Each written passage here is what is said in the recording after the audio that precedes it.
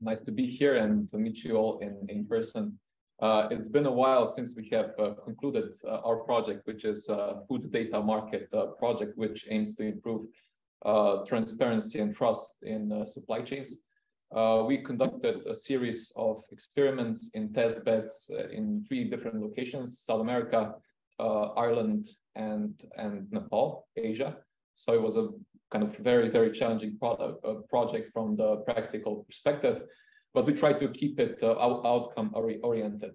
So many of the outcomes that I will present at the end of this session are actually kind of have materialized later on after we have already concluded our project. We're an open call 1 project, so it has concluded. I believe it could concluded already a year and a half ago. So I had to trace back the history from the impacts that we have achieved now all the way back to the beginnings of the project. I'm one of the founders of Trace Labs. My name is Drev, and we're also core developers of the open source infrastructure called Origin Trail Decentralized Knowledge Graph. So what Decentralized Knowledge Graph does, we aim to organize knowledge assets, making them discoverable, verifiable, and in order to impact global economy in a sustainable way. We've been involved in projects in supply chains. Quite recently, we started a project here in Pisa, helping to improve transparency in data exchanges within the built environment space about buildings. So essentially, what's happening now in Turkey is a good reason why we need to improve transparency in the construction sector as well. Why we do things that we do? So essentially, in supply chains and in global economy, trust has 2 biggest enemies. One is a bad character. You like see it in every corner, and the other one is bad data. The bad news is that we cannot get rid of the bad character, but we can tackle the problem of bad data really successfully. What we do as a company, we build open source components such as Origin Trail Decentralized Knowledge Graph, which sits on top of blockchains, and it's a multi-chain infrastructure. And on top of blockchains, we have overlaid a decentralized knowledge graph network, which has several important features.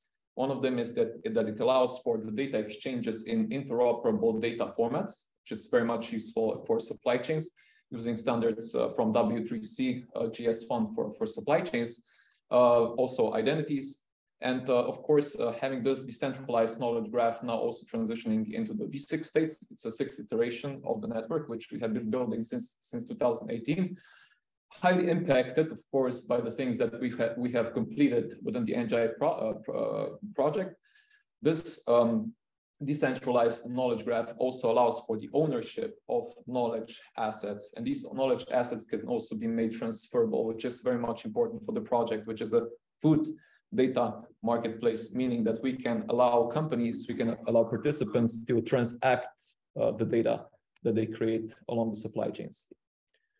Of course, the main name of the game here was to create an interoperable backbone, sort of a middleware that is capable of connecting information, data coming from different legacy systems, including a legacy system that is created, that is developed by our partner Kakashi from the States and from Japan.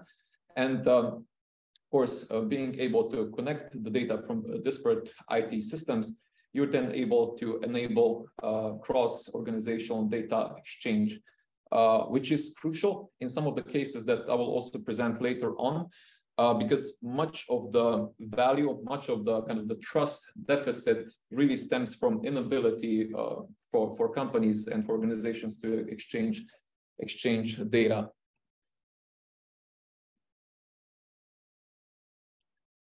Now jumping forward towards the deployment of the project, as I said, we deployed a project in 3 test beds in Ireland, perhaps our favorite.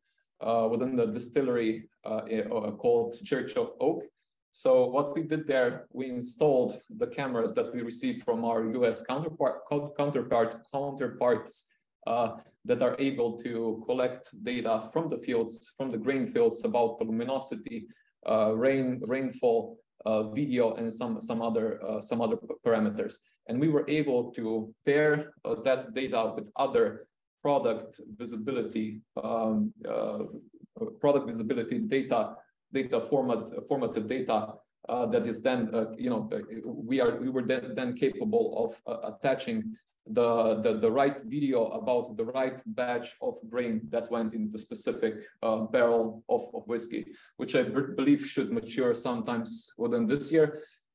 The partners, so the Irish distillery Monasterven, they are like a pretty much reputable company, but they are quite new to the market. So they were also a perfect partner for us because we were able to test out some of the most perhaps even the bleeding edge technologies such as the food data marketplace.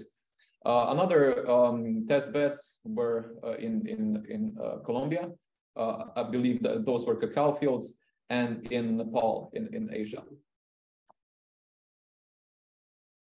So there's just a few pictures from our field trip to Kildare. Of course, we had to visit the distillery.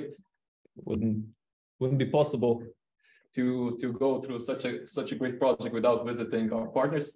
And this is just a quick view of how the user interface for that particular project looks like.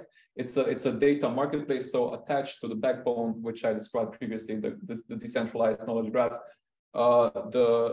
This system allowed for purchasing of the information of the data that had been previously captured throughout the supply chains.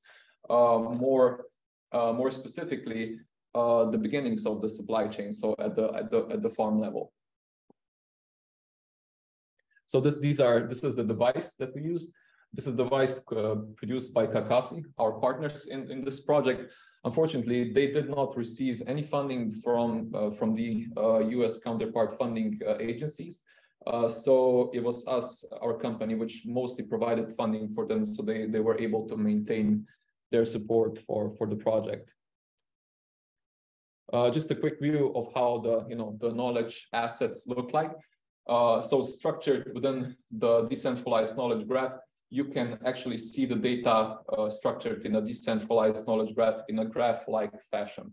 So although the decentralized knowledge graph rests on top of the blockchains, it's not a blockchain per se. Data is being exchanged in a graph form like this.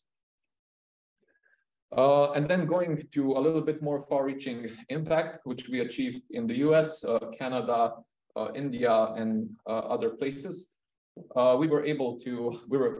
We were fortunate enough to also, also due to the proven track record achieved within the NGIatlantic, to develop some other applications.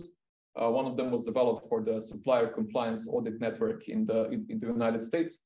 The supplier compliance audit network is a consortium really of the biggest retailers in the States, such as Costco, JCPenney, Walmart, and what they would use Scan Trusted Factory for is to exchange audit reports on some 24,000 factory, mostly from China. And by doing so, they would not need to repeat audits on the same factory. Also, for our Canadian counterparts, it's a non-governmental organization called World Federation of Hemophilia. We help them trace donated medicines to India, Trusted Bites, England, and Church of Oak, again, the same partners. So it's due to the kind of the practical nature of the project, the NGIatlantic, we were able to kind of exploit the results both at the infrastructure level and at the kind of expanding the partnership domain. That is it for now. If you have any questions, I'm here. I'm also staying until tomorrow, so if you have any ideas, any proposals on how to collaborate further, please come and speak with me.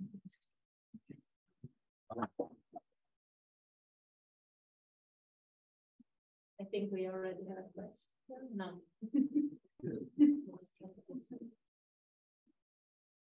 Any question from home? Thank you very much for your excellent presentation, and delighted to hear that after a year and a half or so, that you've really exploited quite a lot. Following your project, it's tremendous.